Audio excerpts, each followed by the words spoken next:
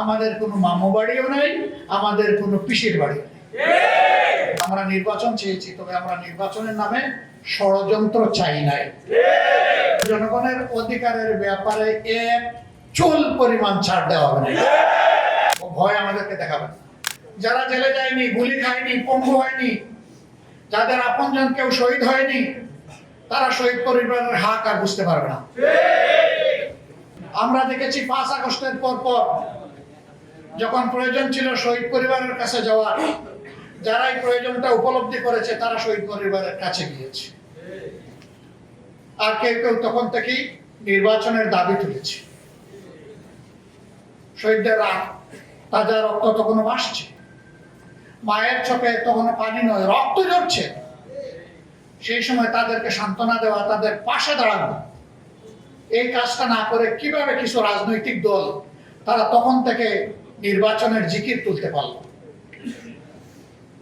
কাজেই তাদের কাছে তাদের আপন সঙ্গীদেরও রক্তের কোনো মূল্য নেই।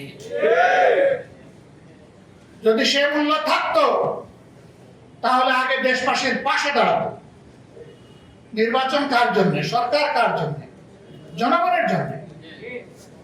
সেই জনগণ ট্রমাটাইজড, আহত, দারুণ কষ্টে আছে। তাদের কষ্টে পাশে না দাঁড়িয়ে তখন সেই কাজ করা হয়েছে, আর আমাদেরকে ব্লেম দেওয়া হয়েছে আমরা নির্বাচন চাই না। নির্বাচন না চাইলে পরে নির্বাচনে অংশগ্রহণ করলাম কিভাবে? সম্মানিত বন্ধুগণ, আমরা নির্বাচন চেয়েছি, তবে আমরা নির্বাচনের নামে ষড়যন্ত্র চাই নাই। ষড়যন্ত্র করা হয়েছে, আমরা নিন্দা জানাই। ইন্টারিম গভর্নমেন্ট যাদের পরিচয় ছিল নিরপেক্ষ, দল নিরপেক্ষ, তারাও এই ষড়যন্ত্রে শরীক ছিল। নিজেরাই তারা স্বীকার করেছে ষড়যন্ত্র করে 11 দলকে হারানো হয়েছে। তারপরে এই রায় কেন মেনে নিলাম? এখানে একজন আপা রিকনসিলিয়েশনের কথা বলে গিয়েছেন, ধৈর্যের কথা বলে গিয়েছেন, জাতিকে গৃহযুদ্ধ থেকে বাঁচানোর কথা বলে গেছেন। 17.5 বছর পরে এই নির্বাচন নিয়ে ষড়যন্ত্রের ফসল হিসাবে যদি আমরা সেদিন রিভোল্ট করতাম, এই নির্বাচনের ফলাফল প্রত্যাখ্যান করতাম, তাহলে দেশের বিশৃঙ্খলা সৃষ্টি হলে এর শেষ কোথায় গিয়ে দাঁড়াতো কেউ জানে না। 11 দল দায়িত্বশীলতার পরিচয় দিয়েছে, কিন্তু সাথে সাথে 11 দল এটাও বলেছে নির্বাচনে এই ষড়যন্ত্রের ফল মেনে নিলেও আমরা গণভোটের রায়কে অগ্রাহ্য করতে দেব না। এ পর্যন্ত 10 থেকে 11 বার আমার কাছে ফরমাল প্রপোজাল এসেছে যে আসেন আমরা সংস্কার করার জন্য, সংশোধনের জন্য একটা সংশোধন কমিশন করি। আমাদের পরিষ্কার জবাব, সংশোধনের জন্য কোনো কমিশন লাগে না। সংশোধনের জন্য সরকারি দল ট্রেজারি বেঞ্চ থেকে বিল আনতে পারে, বিরোধী দল আনতে পারে। সেই বিল আসবে, বেটিংয়ে যাবে, আবার ফিরে আসবে, তারপরে আলোচনা হবে, আলোচনার পর ভোটে যাবে, ভোটে যদি এটা গ্রহণযোগ্য হয় তাহলে পাস হয়ে যাবে। এটার জন্য কোনো কমিশন লাগে না। এখানে সংশোধনী কমিশন করার জন্য গণভোট হয় না। গণভোট হয়েছে দেশের পচা রাজনীতির আমূল পরিবর্তন সাধনের জন্য, ফ্যাসিবাদের মূল কেটে দেওয়ার জন্য।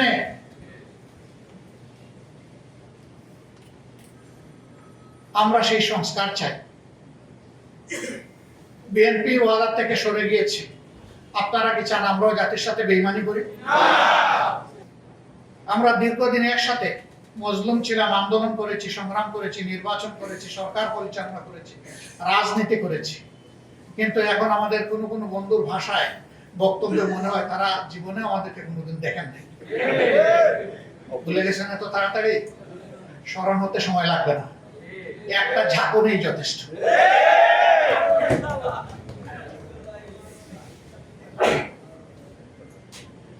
আমরা বলবো আমরা মান অভিমান ছেড়ে দিয়ে জনগণের রায়টাকে সম্মান করি। সংসদের ভিতরে বলেছি যদি এটা সম্মান করে তাহলে এই সংসদ সম্মানিত হবে, যদি সম্মান না করে তাহলে যেখানে স্পিকারের অনুমতি লাগে না ওখানে বক্তব্য হবে। তবে হ্যাঁ, এই দেশকে আমরা ভালোবাসি, কোন অশুভ শক্তিকে মাঝখান থেকে খেলতে দেবো না ইনশাআল্লাহ। নাক কান সজাগ রেখেই আমাদের সব কাজ চলবে এবং সময় মতো জনগণের আকাঙ্ক্ষা পূরণ হবে ইনশাআল্লাহ। আমরা কোনো ফেসিবাদ নতুন হোক পুরাতন হোক মেনে নেব না, এ বিষয়ে স্পষ্ট। জেল জুলুমের ভয় দেখাবেন না। একজন তো মাথা গরম করে সংসদের ভিতরেই বলে ফেললেন, এইটা না করলে ওইটা না করলে পরিণতি এমন হবে। আমরা জবাবে বলেছিলাম 55 বছরে এই পরিণতি দেখে দেখেই বাংলাদেশ আজকে এই জায়গায় এসে দাঁড়িয়েছে। ও ভয় আমাদেরকে দেখাবেন না। সর্বোচ্চ পরিণতি কি? ফাঁসির তক্তা। এর উপরে তো দুনিয়ার কোনো পরিণতি নাই। অথবা একটা গুলি, দেশের জন্য, জাতির জন্য, আল্লাহর জন্য প্রস্তুত আছি, কোনো অসুবিধা নেই। লড়াই আমাদের চলবে, ইনশাআল্লাহ বিজয় জনগণের হবে। তার আগ পর্যন্ত লড়াই থামবে না। আমাদের আলোচনা চলবে, কথাবার্তা হবে, ন্যায্য কাজে সরকারকে সহযোগিতা করব, কিন্তু জনগণের অধিকারের ব্যাপারে এক চুল পরিমাণ ছাড় দেওয়া হবে না। এই জায়গায় কোনো কম্প্রোমাইজ নাই, এটা চলতেই থাকবে। সম্মানিত বন্ধুগণ, আজকের এই সেমিনারের মধ্য দিয়ে আমরা এই বার্তাটাই জাতিকে দিতে চাই যে হে জাতি, আপনাদের রায়ের আমরা অপমান সহ্য করব না। আপনাদের রায়কে সম্মানিত করার জন্য আমাদের লড়াই চলছে এবং আমরা আপনাদেরকে নিয়েই বিজয়ী হব, আপনাদের জন্য বিজয়ী হব, বাংলাদেশের জন্য বিজয়ী হব।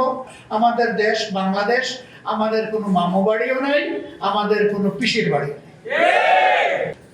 এই বাংলাদেশ নিয়েই বাঁচতে চাই, এই বাংলাদেশ নিয়ে এগিয়ে যেতে চাই। যুবকদের স্বপ্নের বাংলাদেশ তাদের হাতে তুলে দিতে চাই।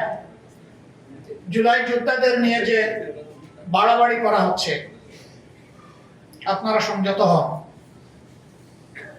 সংযত না হলে জনগণের উত্তাল ঢেউ আর জোয়ারের সমস্ত ফড়ফোঁটা ভেসে যাবে।